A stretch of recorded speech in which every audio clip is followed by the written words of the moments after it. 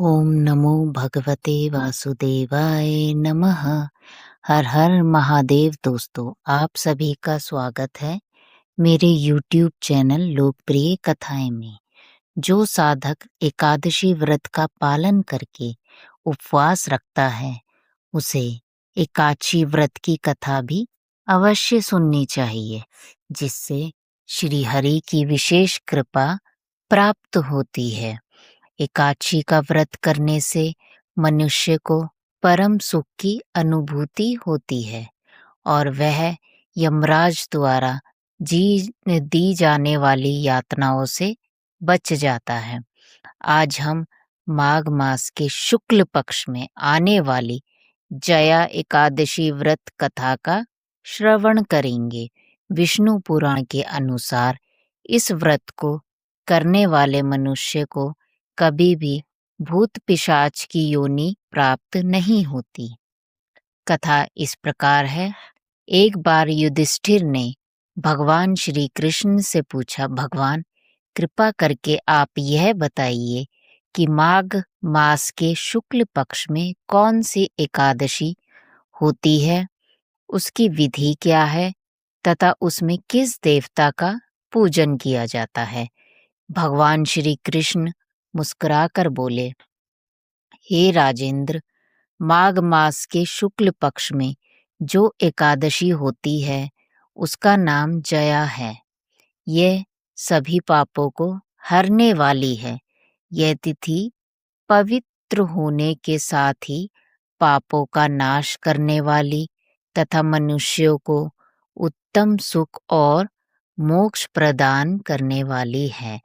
इतना ही नहीं, यह ब्राह्मण हत्या जैसे पाप का विनाश करने वाली है। इसका व्रत करने वाले मनुष्यों को कभी प्रेत योनि में नहीं जाना पड़ता। इसलिए सभी मनुष्यों को अपने कल्याण के लिए जया एकादशी व्रत रखकर भगवान विष्णु का पूजन करना चाहिए। एक समय की बात है, स्वर्गलोक में देवराज इंद्र परिजात वृक्षों से युक्त नंदन वन में देवगण और अप्सराओं के साथ विहार कर रहे थे। देवराज इंद्र ने बड़े हर्ष के साथ नृत्य संगीत का आयोजन किया, जिसमें गंधर्व गान कर रहे थे। इसमें पुष्पदंत, चित्रसेन तथा उसका पुत्र, ये तीन प्रधान थे। चित्रसेन की स्त्री का नाम मालिनी था। मालिनी से एक कन्या उत्पन्न हुई थी जो पुष्पवंती के नाम से विख्यात थी। पुष्पदंत एक गंधर्व पुत्र था जिसको लोग माल्यवान कहते थे। माल्यवान पुष्पवंती के रूप पर अत्यंत मोहित था। ये दोनों भी इंद्र की सभा में नृत्य गान में सम्मिलित होने आए थे, पर परस्पर अनुराग के कारण ये दोनों मोह के वशीभूत हो गए। उनके चित्त में भ्रांति आ गई, इसलिए वे शुद्ध गान ना कर सके। कभी ताल भंग हो जाता तो कभी गीत बंद हो जाता था।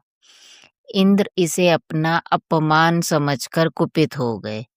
फिर इन दोनों को शाप देते हुए बोले, ओ मूर्खों, तुम दोनों को धिक्कार है। तुम दोनों मेरी आज्ञा भंग करने वाले हो, अतः मृत्यु लोक में पति पत्नी के रूप में रहते हुए पिशाच हो जाओ। इंद्र के इस प्रकार शाप देने पर इन दोनों के मन में बड़ा दुख हुआ। वे हिमालय पर्वत पर चले गए और पिशाच योनि को पाकर भयंकर दुख भोगने लगे। शारीरिक पातक से उत्पन्न ताप से पीड़ित होकर दोनों ही पर्वत की कंदराओं में विचरते रहते थे। एक दिन पिशाच ने अपनी पत्नी पिशाची से कहा, हमने कौन सा ऐसा पाप किया है जिससे ये पिशाच योनि प्राप्त हुई है।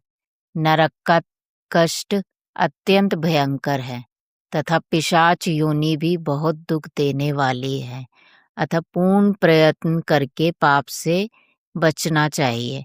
इस प्रकार वे चिंतामग्न होने लगे। तभी संयोगवश उन्हें माघ मास के शुक्ल पक्ष की एकादशी तिथि प्राप्त हो गई।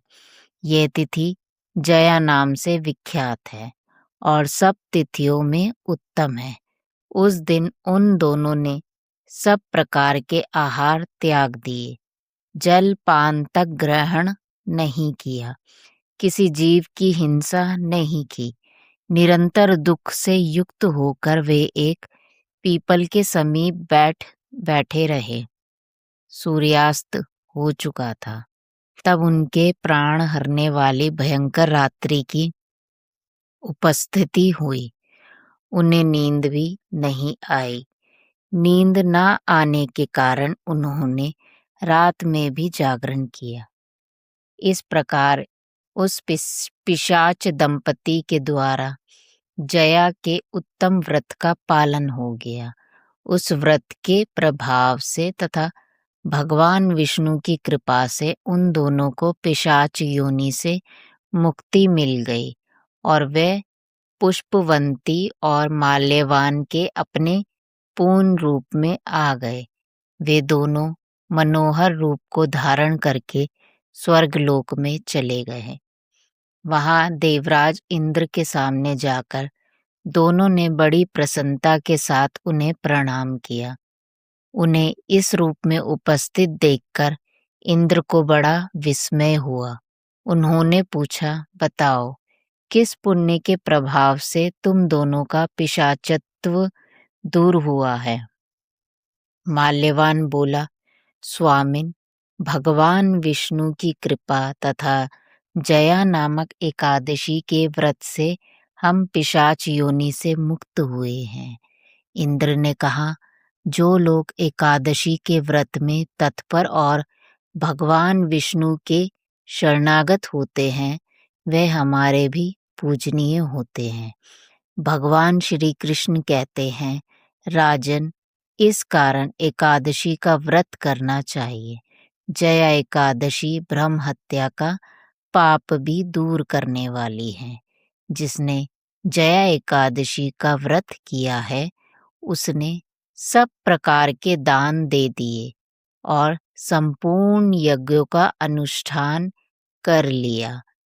इस महात्म्य को पढ़ने और सुनने से अग्निष्टोम यज्ञ का फल मिलता है।